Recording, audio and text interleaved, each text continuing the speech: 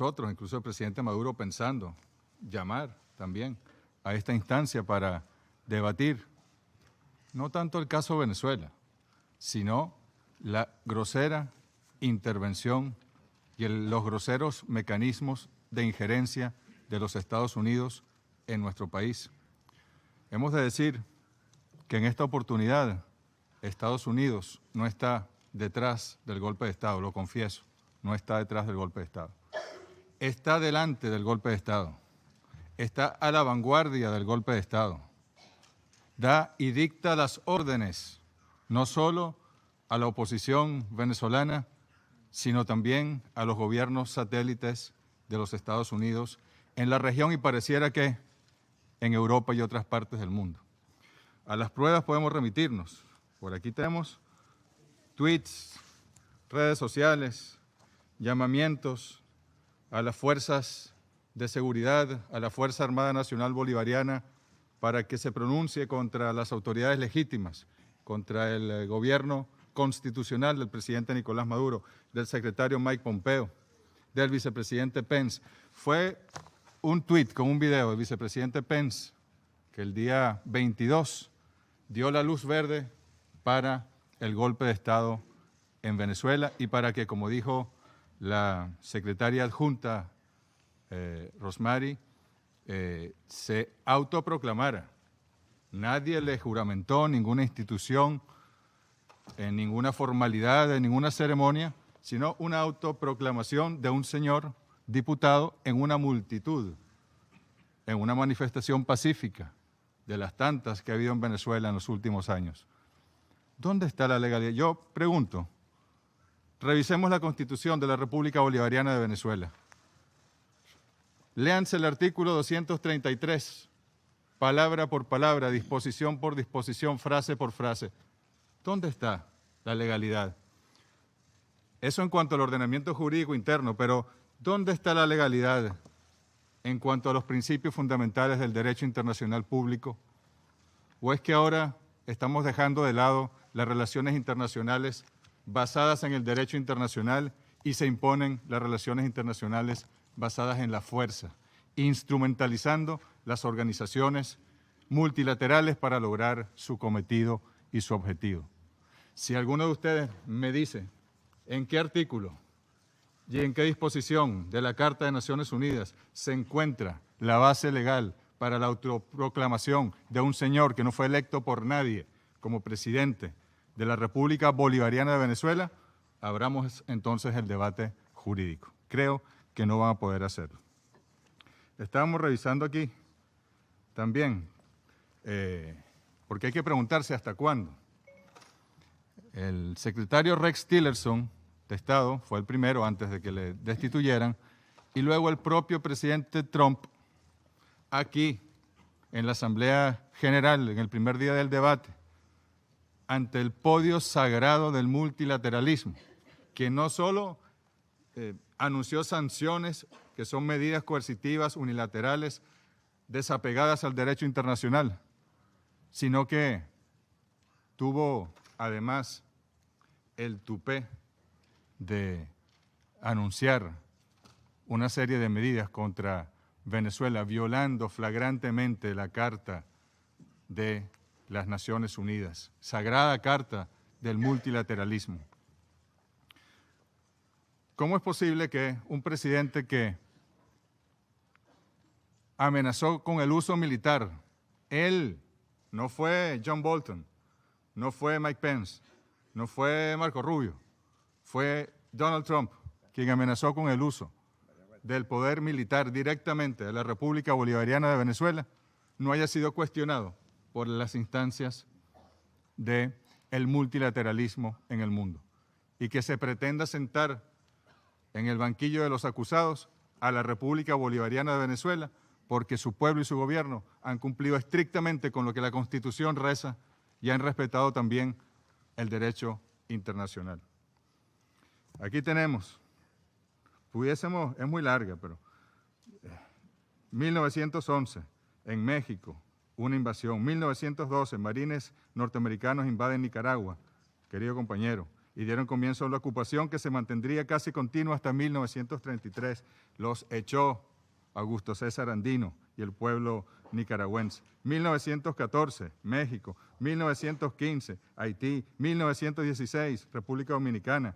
1918, Panamá. 1924, Honduras. 1925, Panamá. 1926, Nicaragua. 1927, Nicaragua. 1930, República Dominicana. 1933, Nicaragua. Nicaragua en el 34, Panamá en el 41. Luego la Escuela de las Américas. Luego está allí el TIAR en Cuba, 1952. 1954, el derrocamiento de Jacobo Arbenz. En Guatemala, 1956, Nicaragua.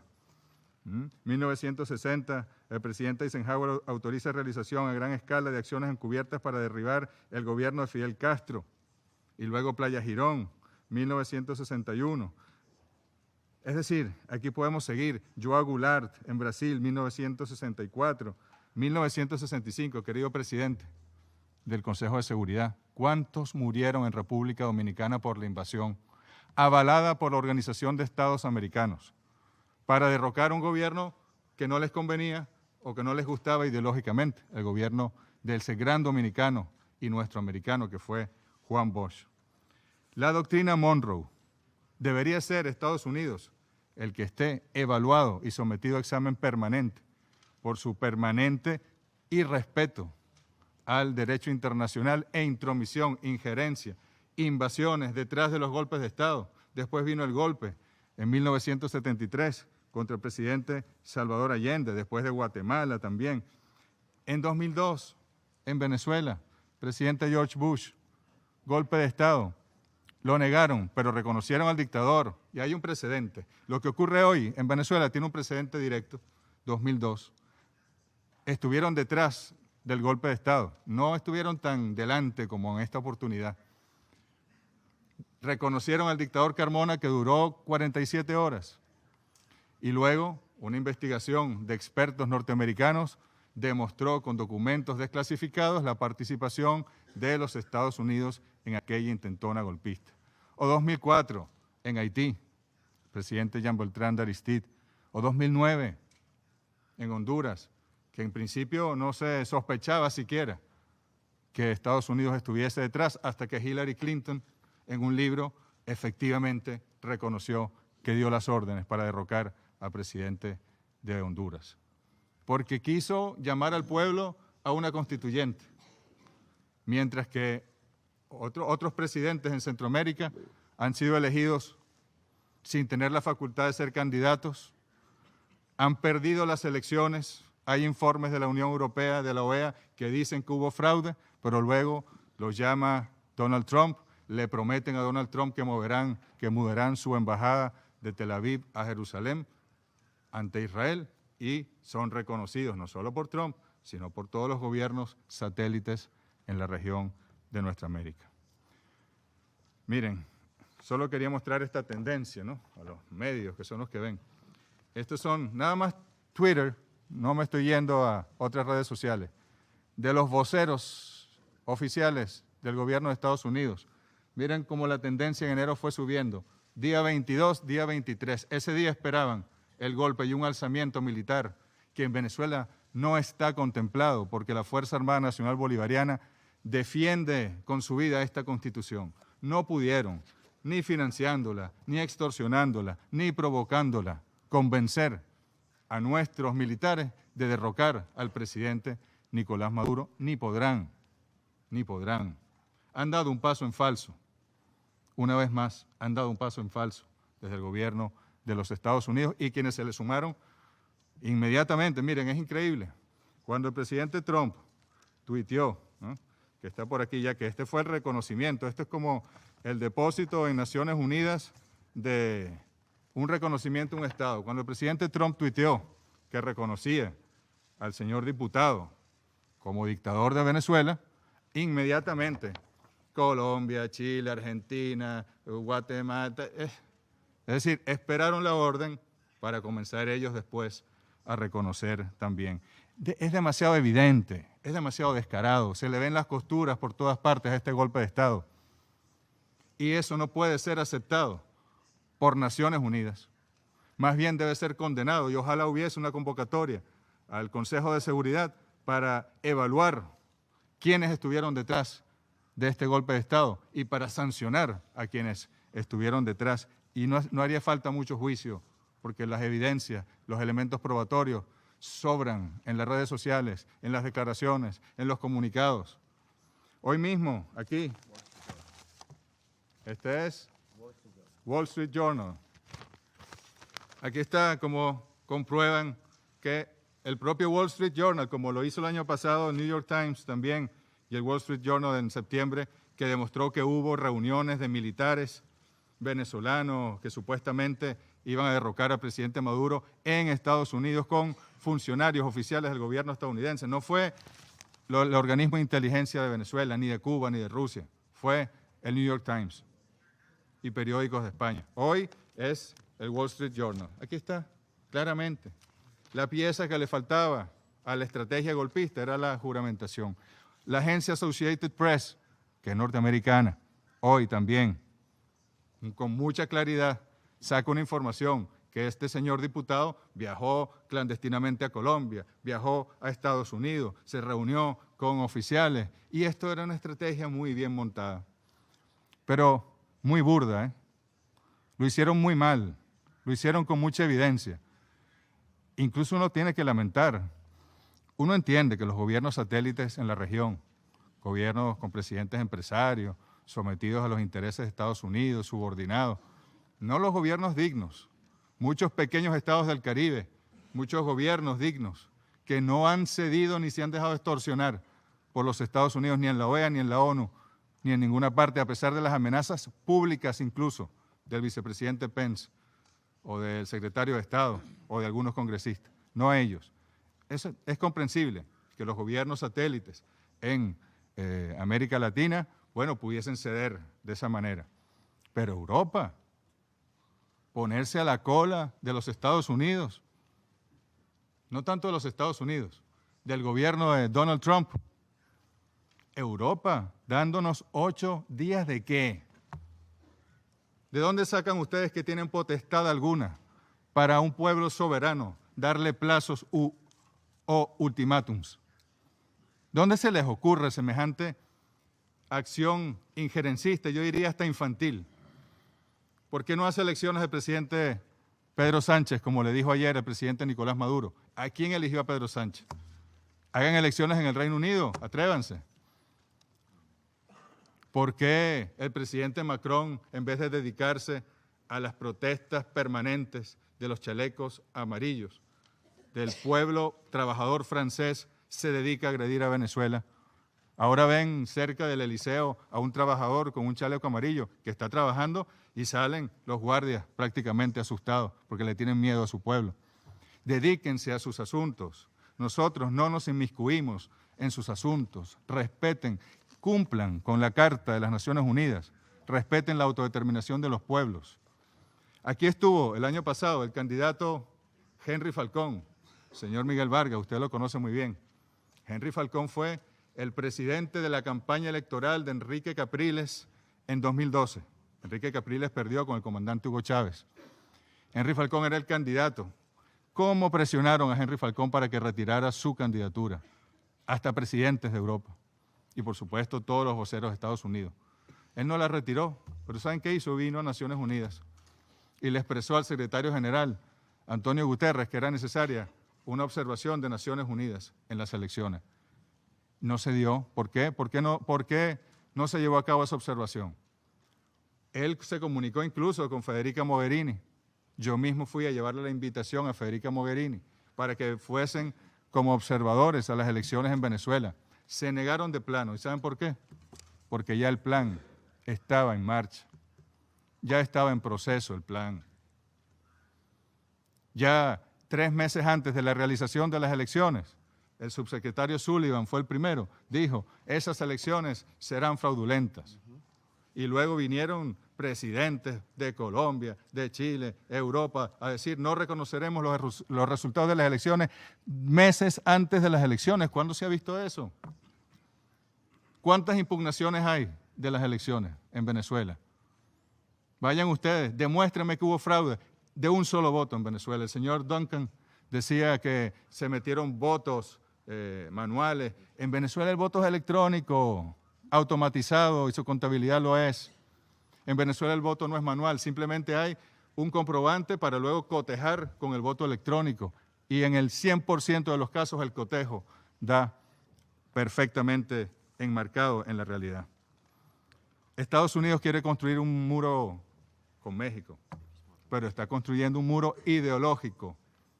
Buena parte de las intervenciones del secretario Pompeo hoy se corresponde con el lenguaje de la Guerra Fría, de McCarthy, de Nixon.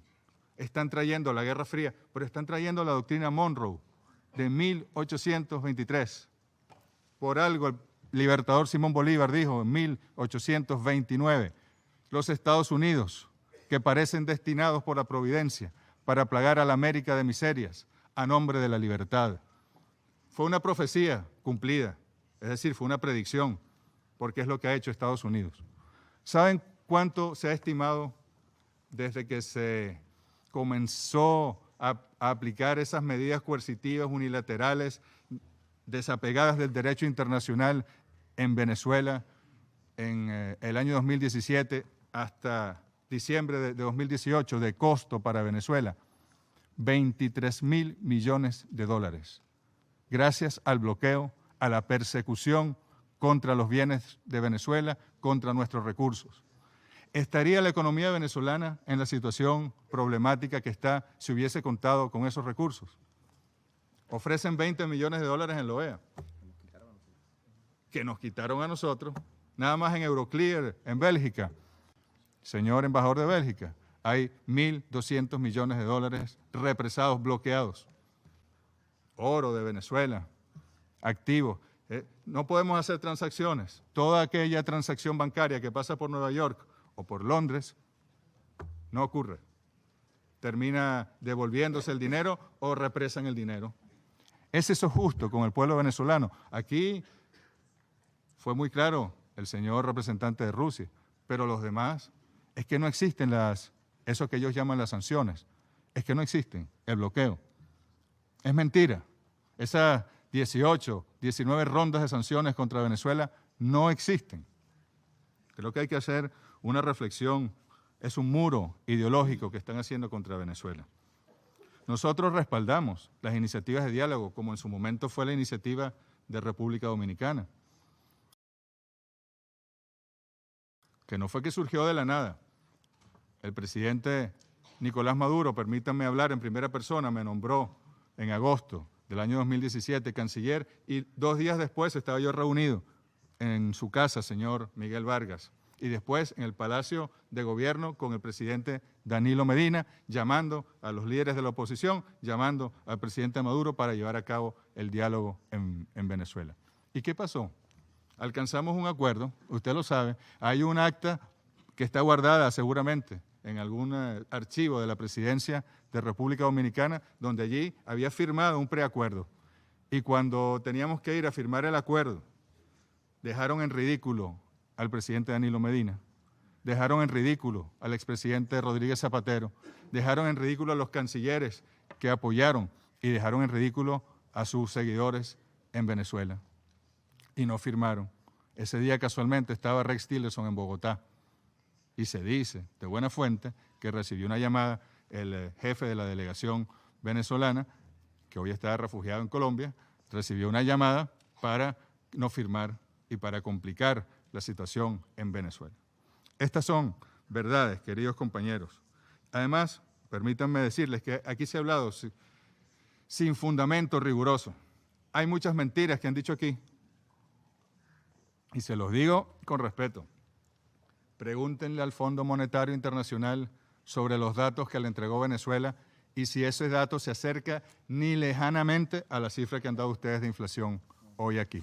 Pregúntenle a la directora del Fondo Monetario Internacional. Sean un poco más rigurosos en las pesquisas para hablarle al mundo desde este foro que es fundamental para el futuro y la paz y la seguridad de la humanidad. Pero pregunten también, de esos 3 millones de migrantes, sí hay una situación migratoria.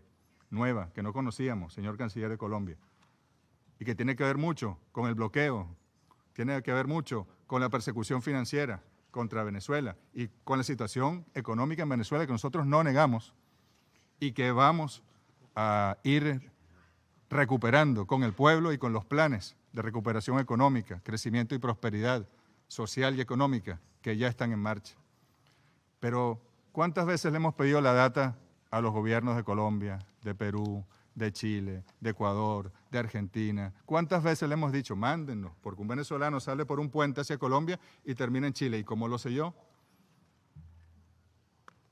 En estos días, ¿saben lo que ocurrió?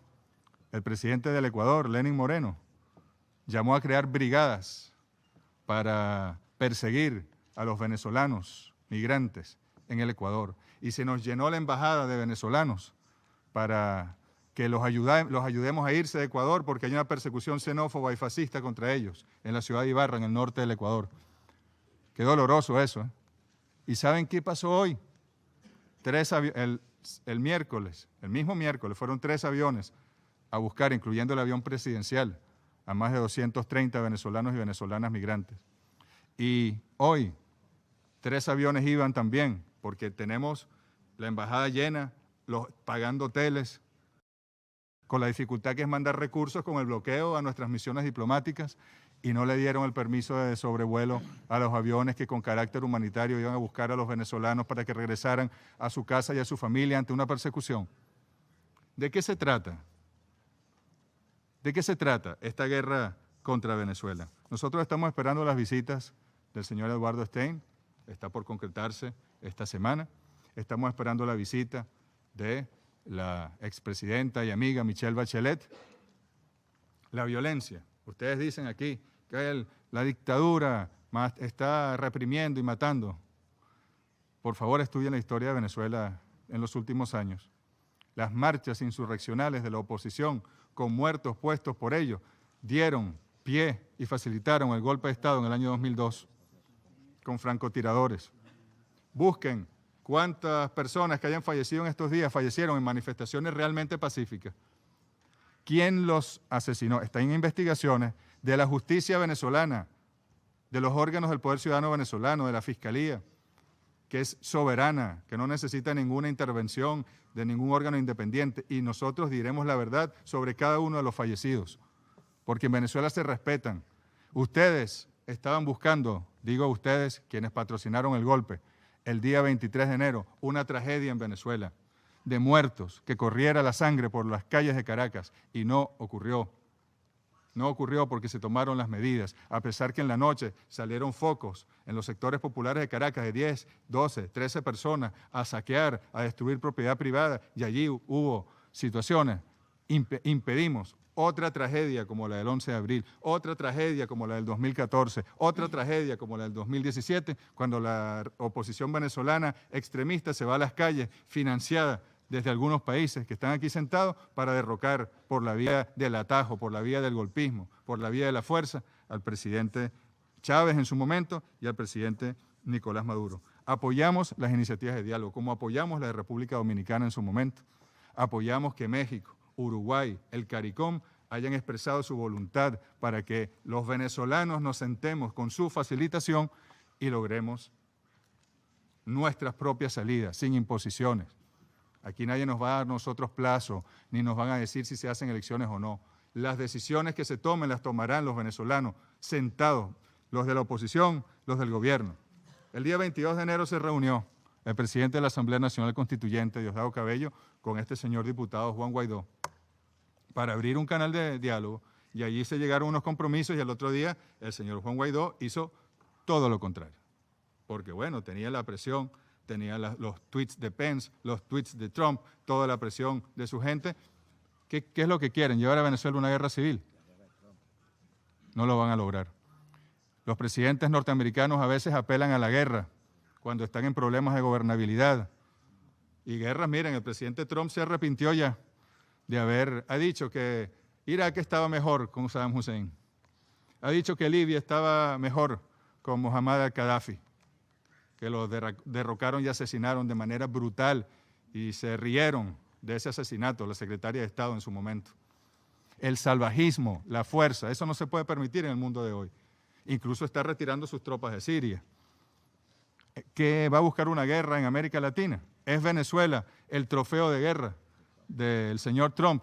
Nosotros no le vamos a dar la guerra a Donald Trump en Venezuela. En Venezuela se va a imponer la paz, se va a imponer la tranquilidad y el entendimiento entre los venezolanos, a pesar de muchos de los países que estén aquí sentados buscando una guerra. Quería también decirles, ante el plazo ese que pretende dar Europa, estábamos recordando al libertador Simón Bolívar también, 1818. La primera polémica que tuvo con un agente estadounidense, porque recuerden ustedes que Estados Unidos no apoyó las luchas libertarias de nuestros países. Ellos ya habían sido independientes por su propia capacidad y ganándole una guerra al Imperio Británico. Pero cuando las colonias de Sudamérica se enfrentaron al Imperio Español, se declararon neutrales. Qué cosa, ¿no? Y después no solo se declararon neutrales, sino que ayudaban a los realistas, a los españoles, clandestinamente.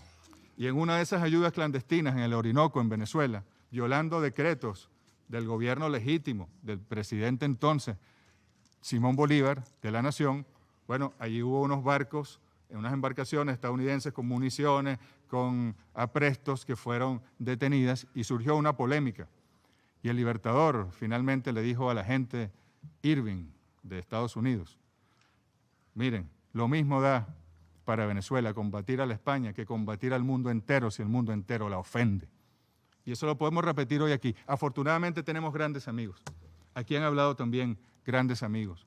Pero quien ofenda a Venezuela conseguirá al pueblo de Venezuela, al presidente Nicolás Maduro, a los consejos comunales, al poder popular, a la Fuerza Armada, de pie para defender nuestra soberanía y nuestra integridad. Yo creo que leer el discurso que traía aquí, sí, quiero que lean el artículo 200. Permítanme leerlo y con esto cierro, porque se le ha tratado de dar un barniz constitucional, elaborado en los laboratorios de Washington seguramente, a esta autoproclamación de este señor, que todavía en Venezuela se están aprendiendo el nombre de este señor. Incluso el presidente de Paraguay en estos días no pudo pronunciar su apellido. Pero permítanme leerles el artículo 233. Serán faltas absolutas del presidente o presidenta de la República, escuchen, su muerte, su renuncia o su destitución decretada por el Tribunal Supremo de Justicia. Su incapacidad física o mental permanente, certificada por una junta médica designada por el Tribunal Supremo de Justicia y con aprobación de la Asamblea Nacional. El abandono del cargo, declarado como tal por la Asamblea Nacional, así como la revocación popular de su mandato. En Venezuela hay referendo revocatorio a la mitad del periodo si el pueblo no está contento. Ocurrió en 2004 con el comandante Hugo Chávez y fue ratificado. Cuando se produzca la falta absoluta del presidente electo o presidenta electa antes de la toma de posesión, se procederá a una nueva elección universal, directa y secreta dentro de los 30 días consecutivos siguientes. Mientras se elige y toma posesión el nuevo presidente o la nueva presidenta, se encargará de la presidencia de la República el presidente o presidenta de la Asamblea Nacional.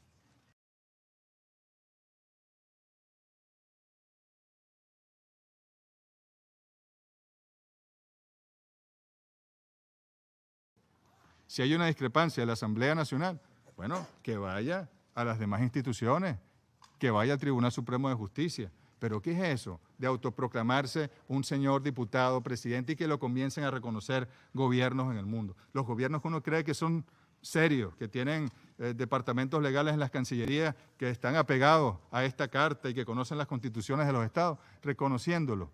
Se está imponiendo la fuerza al derecho y eso es peligroso para la humanidad. Y eso tenemos que detenerlo hoy aquí en Naciones Unidas.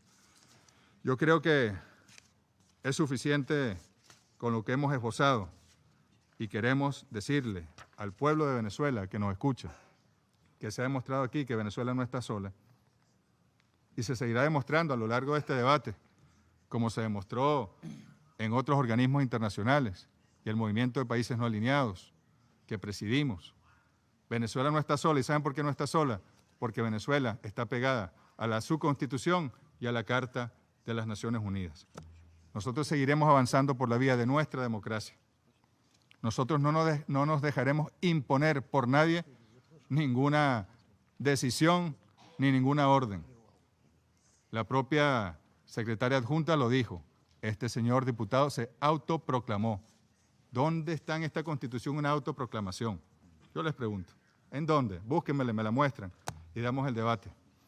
En nombre del presidente Nicolás Maduro, en nombre de los poderes públicos de Venezuela, en nombre del pueblo de Venezuela, del poder popular de Venezuela, de las comunas y consejos comunales, queremos insistir en que Venezuela es, como lo dice la Constitución, irrevocablemente libre e independiente y que ningún poder, por poderoso que sea, podrá dictar a nuestro país su destino y sus pasos a seguir. Muchas gracias.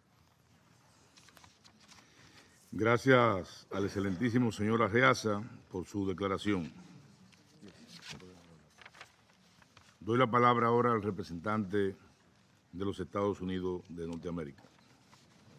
Thank you, Mr. President. I had not intended to speak, but it seems to me it's worthwhile and indeed necessary to respond to the statements on behalf of the regime in Venezuela. I cannot respond to every attack that was made on every country here. The insults that were made by calling many countries here satellites. In fact, it was interesting that every single country that was attacked or criticized was a democracy. Every single one that you criticized was a democracy.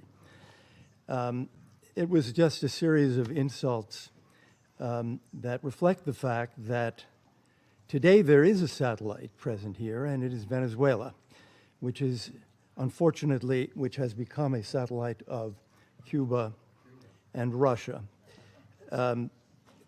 The regime is hiding behind, and its spokesman is hiding behind the laws and constitution of Venezuela while imprisoning opponents, preventing free elections, and killing Democrats like Fernando Albán. This is not about foreign intervention in Venezuela. It is not an attempt to impose a result on the Venezuelan people. Democracy never needs to be imposed. It is tyranny that has to be imposed. This discussion in the Council is about the right of the Venezuelan people to direct their own internal affairs and choose the future of their own country democratically. Thank you. Gracias al representante de los Estados Unidos. Doy la palabra ahora al representante de la Федерация de Руsia. Благодарю вас, господин председатель. Я ведь тоже не собирался выступать повторно. Но ответ уважаемому представителю США. Кстати, хотелось бы знать, кого представляет уважаемый представитель США.